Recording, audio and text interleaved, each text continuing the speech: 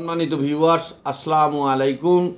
আপনাদের সামনে আজকের যে ভিডিওটা আমি করব সেটা হচ্ছে অনেকগুলান জমি একটা খতিয়ান, তার মধ্য থেকে আপনি একটা জমি ক্রয় করেছেন, সেইটার খাজনাটা আপনি কিভাবে সরকারকে দিবেন।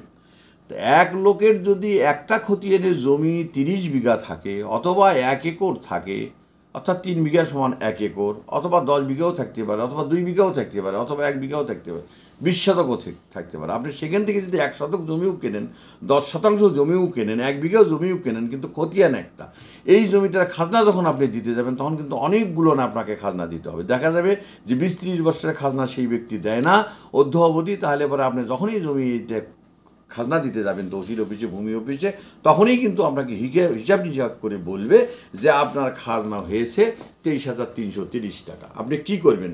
কিং কর্তব্য বিমূঢ়।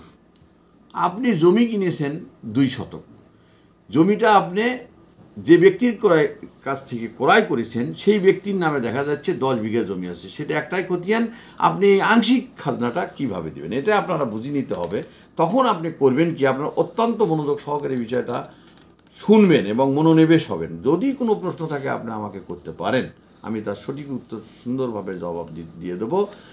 এই জিনিসটা আপনারা করবেন কি, যখন আপনি তহসিল অফিসে যাবেন তখন আপনি যে অংশটুকু মুজিবুর রহমানের কাছ থেকে আপনি ক্রয় করেছেন, আপনার নাম হয়তো দেখা যাবে হামিদ, আপনি 10 বিঘা জমির মধ্য থেকে 1 বিঘা জমি কিনছেন বা 3 শতক জমি কিনছেন। আপনি 3 শতকের জমির খাজনা দিতে গিয়ে তো আপনাকে 10 বিঘা জমির খাজনা দেওয়া আদৌ সম্ভব না। আপনি তো জমির খাজনাই দেবেন না, জমি ছাড়ি দিয়েই চলে আসবেন। কেননা আপনি যে জমি ক্রয় করেছেন সেই জমির খাজনা দিতে গেলে তো আপনার জমিনই সম্পূর্ণ চলে যায়। অতএব তখন আপনি করবেন কি, আপনি ওই দলিলটা নিয়ে গিয়ে ওনার ওই খতিয়ানের বরাবরে আপনি একটা অনলাইনে আবেদন করবেন। অনলাইনে আবেদন করার পর তহসিল অফিস থেকে তখন আপনাকে বলবে যে আপনি ওই ব্যক্তি, যে ব্যক্তি যদি জীবিত থাকে ভালো, আর যদি না থাকে ওনার ছেলে অথবা ওনার মেয়ের যে কারো হোক একটা এনআইডি কার্ডের ফটোকপি নিয়ে আসবেন। আর তার একটা ছবি চাইতে পারে, আর আপনার ছবি, এনআইডি কার্ড, যেটা দেওয়া প্রয়োজন তহসিলদার সাহেবই বলবে এই জিনিস আপনাকে দিতে হবে, আর আপনার মোবাইল নাম্বার দিতে হবে। তখন আপনি করবেন কি, এই আংশিক জমিটা যেটা আপনি কিনেছেন 10 একরের মধ্য থেকে 1 বিঘা জমি কিনেছেন বা 10 শতাংশ জমি কিনেছেন, তখন আপনি জমিটা খারিজ করে নেবেন আপনার নামে। তখন দেখা যাবে ওই খতিয়ানভুক্ত দেখা যাচ্ছে যে ওনার খতিয়ান 300, খতিয়ান হচ্ছে 300 বা 301 খতিয়ান। তার দাগের মধ্য থেকে আপনি দেখা যাবে আপনি একটা দাগে আপনি একটা জমি ক্রয় করেছেন, সেটা হয়তো 3 শতাংশ জমি। এই জমিটা আপনার বাড়ির পাশেই হোক বা যেখানে হোক আপনি ক্রয় করেছেন, যতক্ষণ না পর্যন্ত আপনি খারিজ করছেন ততক্ষণ পর্যন্ত ওই ব্যক্তির নামে কিন্তু থেকে যাবে। কেননা ওনার নাম কিন্তু সন্নিবেশিত আছে।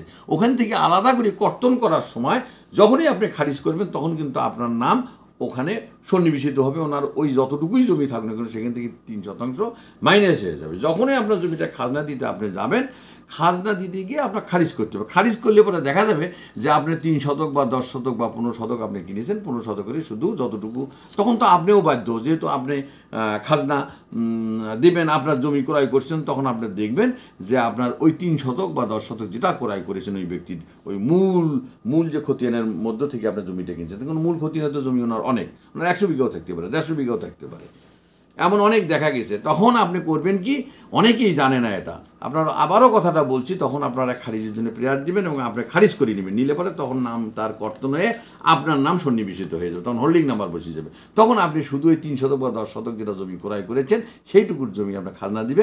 দেখবেন যে আপনার 60-70 টাকা বা 30 টাকা বা 35 টাকা বা 12 টাকা আপনার খাজনা হয়েছে। অর্থ বছর পর্যন্ত আপনার খাজনা ক্লিয়ার করবেন, পর সুদ সহই কিন্তু আপনার তখন ওটা হয়ে যাবে। যার কারণে আপনারা কোনো দিনই এই ভুল কোনো সময় করবেন না। অনেকে জানে না, মানুষ না জানার ক্ষেত্রে কিন্তু অনেক কিছুই করে। আর কোনো ব্রোকারই পিছনে পড়বে না, কোনো দালাল, ব্রোকার মানে দ্বারা কোনো দালালের পিছনে পড়বেন না। এখানে কিচ্ছু না। আপনি যদি জমি কিনে থেকে থাকেন, খতিয়ান থেকে যে ব্যক্তির কাছে কিনেছেন, দাগ নম্বর, খতিয়ান নম্বর, প্লট নম্বর যদি আপনার সব ঠিক থেকে থাকে, কিচ্ছু করার নাই। আপনার রেজিস্ট্রিকৃত দলিল দিয়ে আপনি প্রেয়ার দিবেন, আপনার নামে 3 শতক জমি খারিজ হয়ে আসবে যখন, তখন আপনি খাজনা দিবেন। খাজনা যখনই আপনার নামে হয়ে গেল তখন জমিটা ওখান থেকে কর্তন হয়ে গেল। তাই আমাদের এই ভিডিও নাম্বার আপনাদের সামনে যে আমি ভিডিও করতেছি, এই ভিডিওটা আপনারা অবশ্যই পর্যায়ক্রমে দেখতেই থাকবেন এবং দরকার হলে প্রয়োজন বোধে আপনারা আমার কাছে যত প্রশ্নই হোক আপনি করতে পারেন। আমাদের এখানে নাম্বার দেওয়া আছে, হোয়াটসঅ্যাপ নাম্বার দেওয়া আছে, এবং আপনার অন্য কোনো বিষয় যদি জানার প্রয়োজন হয় এই হোয়াটসঅ্যাপ নাম্বারেও দিতে পারেন, অথবা মেসেজ করে পাঠাতে পারেন। এই আশাবাদ ব্যক্ত করে আমি মনে হয় ইনশাল্লাহ আপনাদেরকে সুন্দরভাবে সঠিকভাবে বুঝাতে পারছি। অনেকেই কিন্তু এটা জানে না। হ্যাঁ, তার ফলে আপনারা এটা সবসময় সচেতন থাকবেন। আপনি কেন 3 শতক জমি ক্রয় করবেন, যা ক্রয় করেছেন সেই জমির খাজনা আপনি 30 বিঘা জমির খাজনা দিতে যাবেন না, নো নেভার, কখনো না।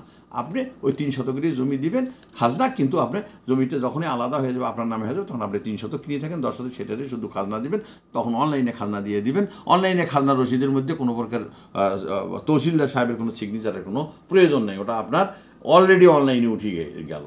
হ্যাঁ, এবং আপনার এই জমি গেলেন সরকারের কাছে, তখন আপনার খাজনাও দিলেন, সরকারের কাছেও আপনি ভালো থাকলেন, আপনারও একটা শক্তি থাকলো, তার মানে আপনি এই জমির মালিক। তাই আপনারা এটা দেখতেই থাকবেন, কোনো কিছু প্রয়োজন হলে আপনারা আমাকে জিজ্ঞাসা করবেন, হোয়াটসঅ্যাপ নাম দেওয়া আছে, এবং আপনারা এ কাজ কোনো দিনই করবেন না, প্রয়োজন হলে আর একজনকে বুঝাইবেন। হ্যাঁ, এটা আমার কথা না, এটা এসিলেন্ট সাহেবের সাথেও আপনারা পরামর্শ করতে পারেন। এই আশাবাদ ব্যক্ত করে, আপনার সুস্বাস্থ্য কামনা করে, ইনশাআল্লাহ আমি ভালোভাবে আপনাদের আশা বুঝাতে পারছি বলে আমি আশাবাদী। এই আশাবাদ ব্যক্ত করে শেষ করছি। আসসালামু আলাইকুম।